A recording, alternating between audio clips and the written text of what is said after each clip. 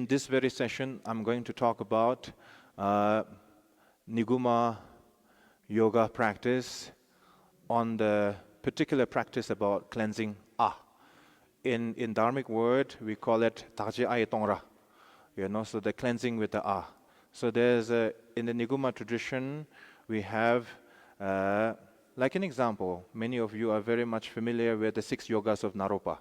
So similar to that, Niguma is a sister of Naropa.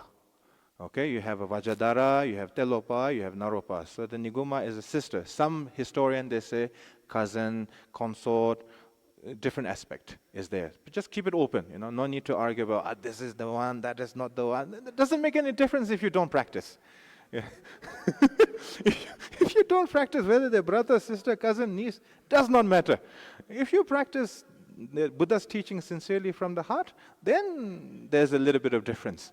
But all this historical fact doesn't matter so much. As long as you have a bodhicitta in heart, willingness to help others, willingness to improve yourself, and treat yourself and understanding your own weakness, not to the full capacity, but little by little. Long as a little progression is there, then that is a good start. And that is a good foundation. So Niguma, we have this, the 5 jewels of Niguma. And then in Dharmic word, we call it Tsawa Nigu Churu, Dongpa Chaja Chembo, Yalga Lamkir Namsum, Meto Kachu Karmar, Debu Chimi Chume. So these are the 5 jewels of Niguma. We call it the 5 golden dharma of Niguma. So within that, we call it Tsawa Nigu Churu. Tsawa Nigu Churu means the 6 yogas of Niguma is heat generating practice, Tumo, Julu, illusionary body and mind, Tumo, Julu, Milam, dream yoga practice, Tumo, Julu, Milam, vessel. Vessel means clear light practice. Tumo, Julu, Milam, vessel, Poa. Poa means transmitting the state of the consciousness to Amitabha Pure Land or Dharmakaya or Nirmanakaya, whatever you like to call it. And Tumo, Julu, Milam, vessel, Poa, Pardo. And then Pardo means intermediate state. So these are the 6 yogas of Niguma. So once this 6 yogas Niguma is completed in terms of practice, and then there's a Tsawa Nigu Churu, Dongpa Chaja Chembo. Dongpa Chaja Chembo, it means the trunk of the tree is the Mahamudra teachings of Niguma. Tsawa Nigu Churu, Dongpa Chaja Chembo. Yalga Lamkir Namsum. Yalga Lamkir Nam. The branches of the trees are the 3 kayas,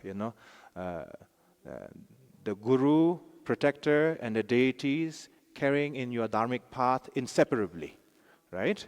Lama, Yedam, Sungma, so inseparably together.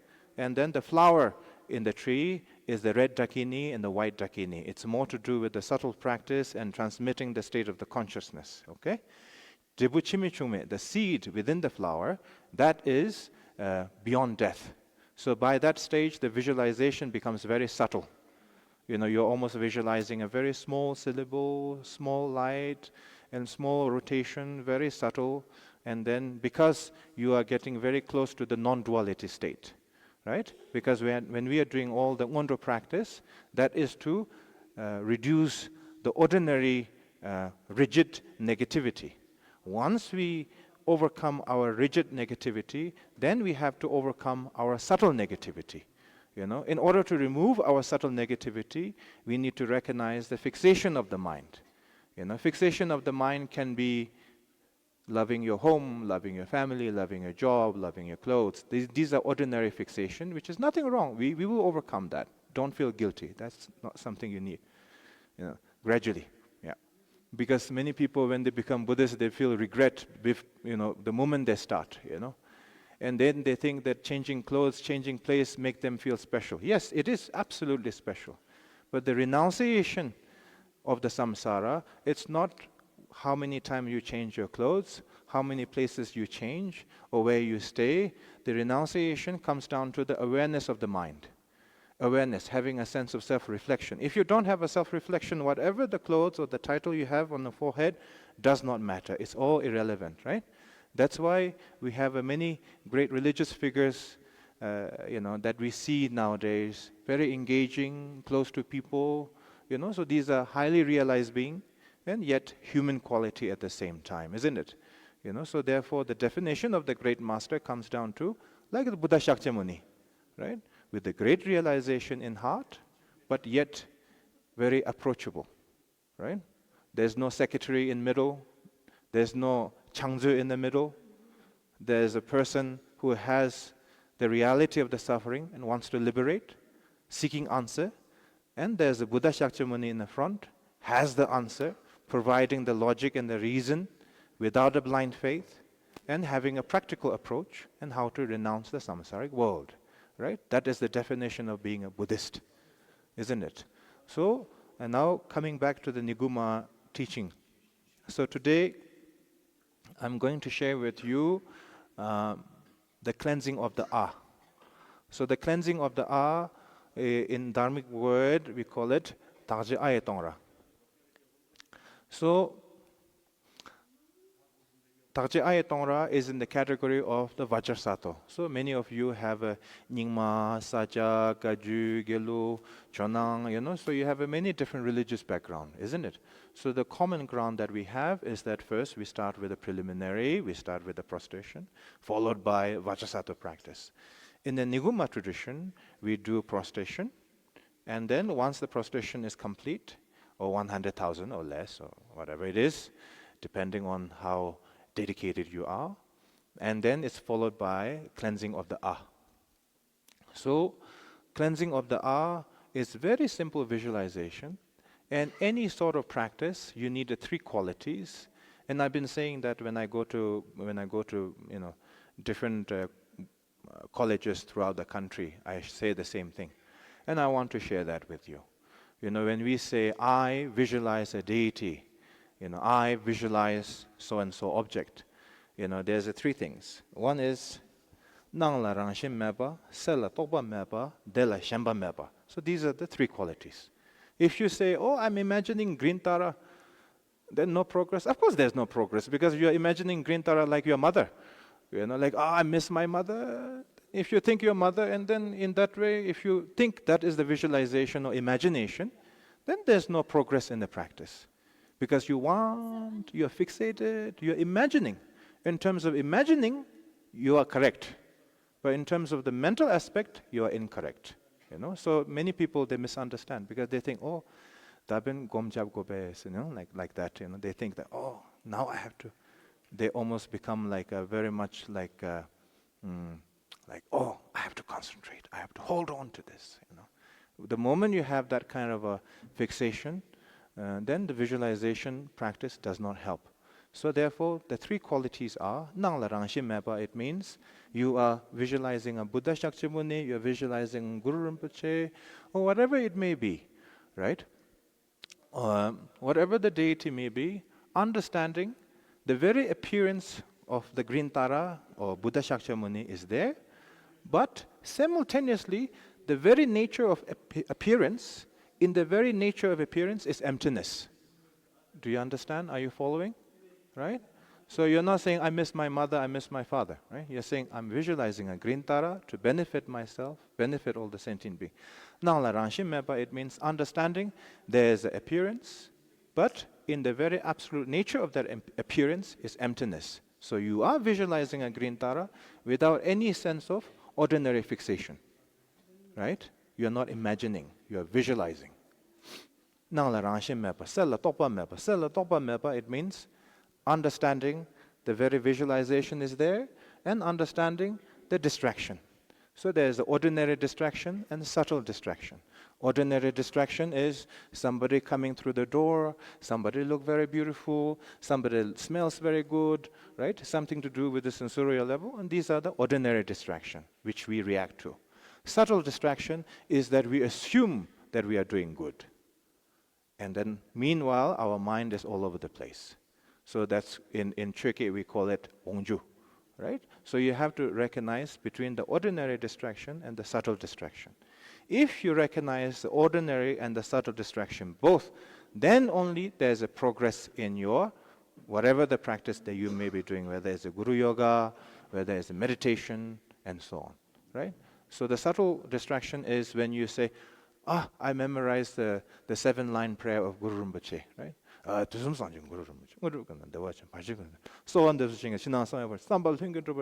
your mind is in Punaka. So that's, you assume. You say, oh yeah, I'm doing it. You're absolutely doing it. There's nothing wrong with it. But the subtle mind is not there. Your clarity is not there. And then what happens after that is that you say, I did 1 hour practice today. I did 2 hours practice today. I did losum chosum. You haven't done it. I have done it. Then all that ego trip happens, right? So when somebody tells me, Rinpoche, you know nothing, I say, you're absolutely right, I know nothing. You haven't done good job in this one. You're absolutely right, I haven't done a good job. I agree with it, much better. Why have to defend yourself, waste so much time? And say, oh, you're not a good practitioner. Very good, I'm not a good practitioner. They say, oh, you're nothing like previous Kalu Rinpoche. I say, absolutely right, I agree with you, I'm nothing like previous Kalu Rinpoche. So I agree with it. I don't waste my time with it, with myself. I don't fool myself with it. And there's enough illusionary mind in our life. So, therefore, recognizing ordinary distraction and subtle distraction, by identifying these two, maintains the quality of the practitioner, the quality of the session. Nangla ranshe meba, sela topa meba, dela shemba meba. Dela shemba meba, it means you have a sense of bliss and you have no desire of wanting it more. Do you understand? Like when we smoke a cigarette, when we drink alcohol, when we eat something good, we want more. And by more, we have a fixation. By more, we have an illusion. By more, we justify harming other people, lying to other people, deceiving to other people, isn't it? Right? So therefore, when we are meditating, when we are visualizing, you are in a state of bliss. Right? You are not forcing yourself to be in bliss. You are in absolute bliss based on the two qualities that you have developed earlier, which is Nangla Rangshen Mepa. There's an appearance of things, but there's non-fixated mind. Understanding all the appearance of things are there, of the green tara, but that idea of the green tara does not truly exist in the absolute object or form, right? So therefore, you're cut off from the illusionary mind. And then, second stage, sella topa meba, and then you recognize all the subtle distraction, so therefore, all the ordinary and the surrounding does not affect you. And because of that, you are in absolute bliss. You are not creating a bliss. Do you understand? You are not creating artificial bliss. Your bliss is not coming from outside. You are not creating, manufacturing from inside. When your mind is clear, the blessing is there. When your mind is like full of things, like Ananda, Kungao, he has a Buddha right in front of him, advising him, telling him, Ananda doesn't see it. We know the story, right? So just like that, when our mind is not clear, the Buddha is your own family relative, you don't see it. That is a historical fact. So if the Buddha goes through that kind of a challenge, why not we, cannot face that challenge? We will definitely sometimes see the enlightened being as the non-enlightened being, which is absolutely fine, not a problem. Long as that you have a willingness that, I should make a progress, I should make an improvement, and that sort of a understanding approach, the genuine sincerity is very important. So, the fourth quality as a practitioner is you need to have a sincerity. When I say sincerity and honesty, I don't mean that you should walk around naked in your neighborhood and be honest to everybody. Don't do that. If you do that, I will say, I have never met you in person. Sincerity and honesty to your own practice, to your one self. That is the most important. Don't lie to yourself. You can lie to other people, not, oh my goodness, my time is finished. So having that sincerity is very important. And then when you have a sincerity, honesty, transparency in terms of the human quality, improves and exists gradually. And if you don't have a sincerity to oneself, forget about the compassion and love to others. So that's that. Okay, so whoever is ringing the bell, please give me 5 minutes so I can liberate everyone to the enlightened state. Okay, so it starts with, prayers. Like an example, you're making a prayer.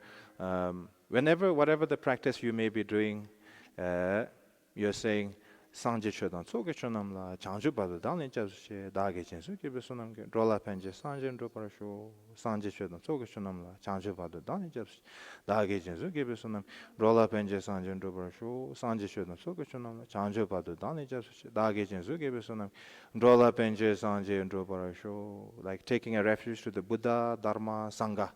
You know, we are Vajrayana practitioner, but don't forget the three jewels. Many people with deity this, deity that, you know, all of that we get distracted. It's fine. But don't forget the three jewels. That is the essence of everything. Okay? Number one. Number two, whatever the practice that you may be doing, due to this result, I shall benefit all the sentient beings. And having a very sincere thought. Don't just finish your prayer. Have a strong thought. You know, you have that capacity. You know, like when you're angry. You say, oh, I hate this person. You know, you're able to hold it very much, very long, very impressive. So just like that, bodhicitta, Changshukyu Sem Rinpoche. You know, I want to benefit all the sentient beings, whether you're doing Guru Rinpoche prayer, whether you're doing Avalokiteshvara prayer or Grintara prayer, whatever it may be, whatever the length may be. So yeah, I want to benefit all the sentient beings sincerely from the bottom of my heart. You know, have that repetitive thought 3 times in your mind. Then visualize your whole body translucent. Visualize your whole body translucent, a little bit like made out of crystal and translucent, like a see-through. Then within your crown, you visualize tetrahedron. You know, you visualize the pyramid shape, 1 point in the front, 1 point over here, 1 point over there, 1 point over here. Basically in total, 4 points. 1, 2, 3, 4, 4 points. Chunjung. Okay? And then in the middle of the Chunjung, you visualize white, crystal, see-through, shining And think that is the consciousness, your consciousness, Buddha's consciousness, your Guru's consciousness, simultaneously together as one. And as you visualize that you know, within that tetrahedron, the see-through, and then with that sense of bodhicitta mind, then you recite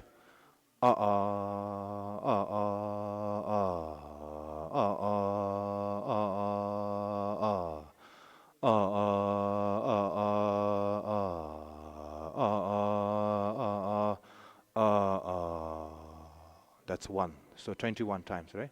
1, 2, 1, 2, 3, 5, right? So like 5 times, 10 times, 21 times of and then that's a 1 cycle. So let's do it together. Sanje Shedam Soge Shunam La Chanju Pada Danen Japsuje Dagi Jinsu Gebe Sona Drola Penje Sanjun Drobarshu Sanje Shedam Soge Shunam La Chanju Pada Danen Japsuje Dagi Jinsu Gebe Sona Drola Penje Sanjun Drobarshu Sanje Shedam Soge Shunam La Chanju Pada Danen Japsuje Dagi Jinsu Gebe Sona Drola Penje Sanjun Drobarshu. Now you visualize tetrahedron. You visualize the you know, in the center of your crown. Then you say,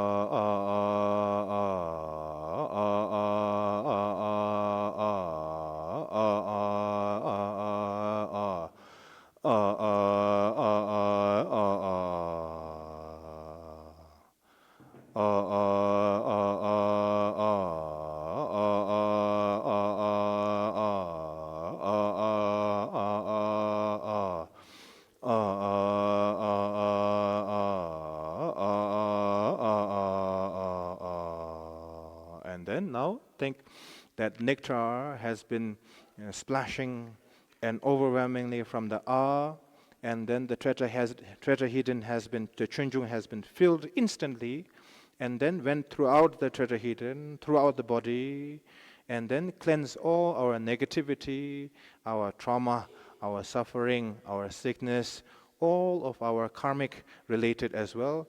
All of that has been cleansed, has been cleansed, has been cleansed. And then with the deep thought of that and meditate a little bit. And then a few seconds later, then you make a dedication. Let all this positivity be benefit to all the sentient being, sincerely from the bottom of my heart, like very sincerity is very important. So refuge, bodhicitta, recognizing your distraction, and then the dedication towards the end. These are the qualities that has to be there regardless of the length of the practice. Okay? Then now we do the dedication and the bodhicitta prayer to all the sentient beings.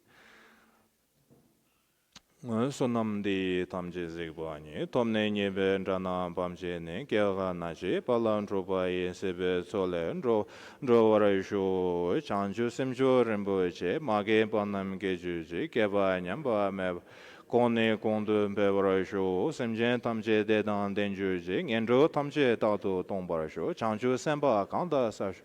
So I would like to say deep thanks to the coordinator of the Vajrayana conference, and I would like to say deep thanks to Dashukama Ura. He worked very hard, a few years ago, and this time coordinating. And thank you for the team. Thank you for all the volunteers. Thank you for all the participants and great Vajrayana teacher, Theravada teacher, Mahayana teacher, and individuals, those who have a spiritual experience, sharing with each other. That is a true bodhicitta approach. And thank you so much. And have a wonderful time in Bhutan and the retreat in Vajrayana conference. Thank you, everyone.